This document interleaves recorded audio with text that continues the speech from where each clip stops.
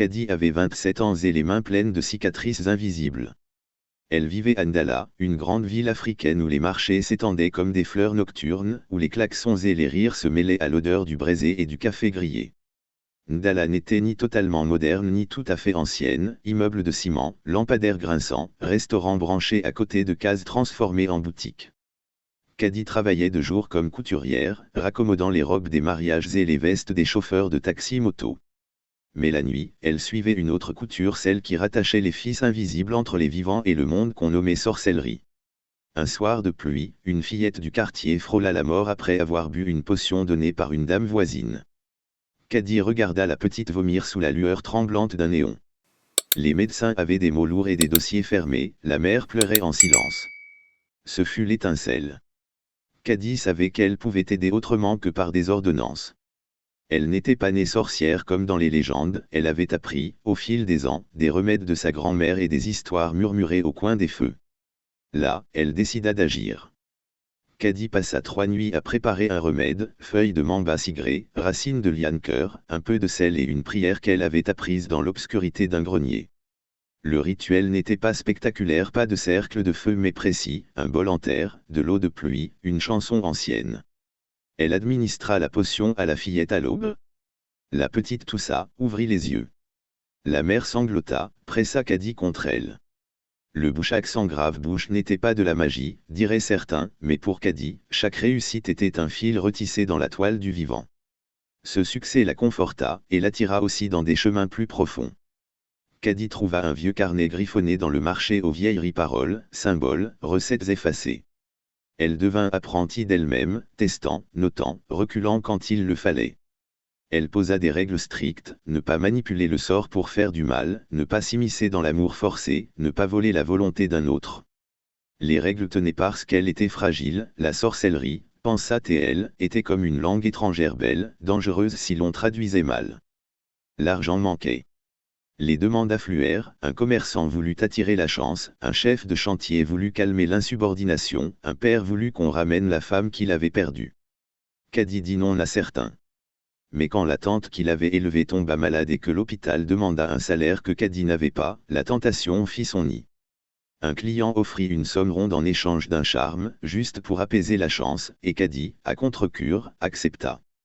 Ce fut la première fois qu'elle observa le glissement entre remédier et manipuler. Le charme marcha, le commerçant connut une courte période d'affluence. Mais avec l'augmentation des gains vinrent les querelles, la jalousie, les dettes recalculées. Dans la rue, des regards changèrent. On chuchotait, sorcière, en se relevant. La tante de Kadi se remit, mais Kadi commença à voir des ombres au bord de chaque décision, une plante fanée sur un balcon où son sort avait été jeté, un enfant qui pleurait dans une maison qui possédait maintenant la bonne fortune. Elle comprit que la sorcellerie n'éliminait pas la souffrance, elle la déplaçait, en créant de nouvelles vagues.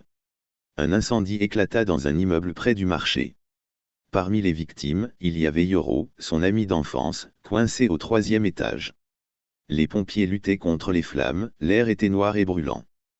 Kadi sentit une pression au creux du ventre qu'elle n'avait jamais connue. C'était l'heure du grand rituel, celui où l'on donne tout. Elle se rendit au bord du feu, planta une fiole de mercure de lune, une pratique interdite dans son carnet, et chanta une invocation qui liait l'air, l'eau et le souvenir de ceux qui aimeraient Yoro vivant. Un souffle passa, la fumée se fendit. Yoro tomba, inconscient, mais vivant. Kadi l'attrapa, puis s'évanouit. Lorsqu'elle se réveilla, la ville paraissait plus loin, comme si un voile la séparait des autres. Elle avait sauvé Yoro, mais en payant. Son dos avait pris un morceau de sa mémoire, des noms, des recettes, des visages autrefois familiers lui échappaient désormais comme de l'eau entre les doigts. Elle se rappela de la tente, du marché, mais pas des champs exacts qu'elle avait utilisés. Les pouvoirs, pensa-t-elle, réclamaient un tribut, quelque chose d'irremplaçable. La sorcellerie n'était pas gratuite, elle se nourrissait de fragments d'âme. Kadi dut faire un choix, continuer à user de la magie en sachant qu'elle perdrait davantage d'elle-même, ou refermer la porte pour préserver ce qui lui restait. Elle commença alors un rituel inversé, étape par étape, destiné à rétablir l'équilibre. Ce rituel n'effaçait pas les effets passés, il enseignait à rendre, lentement, ce que l'on avait pris. Elle organisa des soins, des discussions, répara des dettes d'honneur dans le quartier. Parfois, la réparation se traduisait par un mot, par un bol de nourriture partagé, par un arbre planté à côté d'un immeuble détruit. La magie de la ville, se rendit-elle compte, pouvait aussi naître de la solidarité. Les années passèrent. Caddy garda ses doigts dans la couture du monde, mais elle refusa les demandes frivoles. Elle enseigna à quelques jeunes du quartier comment soigner sans manipuler les volontés. Les chuchotements n'ont jamais totalement cessé, certains l'appelaient guérisseuse, d'autres sorcière. Elle accepta ces noms comme des saisons. Un soir, assise sur le toit où l'on voyait l'enceinte lumineuse de la ville, elle tendit la main vers la lune et sentit, sous sa peau, un vieux fil frémir, un fil ténu qui la reliait toujours au champ qu'elle avait presque oublié. Elle sourit. Elle avait payé, perdu, aimé, réparé. La sorcellerie l'avait transformée, pas en monstre ni en juge, mais en quelqu'un qui connaissait le prix des actes. La dernière ligne du vieux carnet, celle qu'elle avait recopiée et conservée pour les temps d'oubli, disait « La magie que l'on donne pour sauver est une dette à tenir. Paie-la avec la patience et l'honneur. » Caddy ferma les yeux et, dans l'air chaud de Ndala, chanta doucement, afin que la ville entende qu'il était possible de lier le pouvoir à la responsabilité.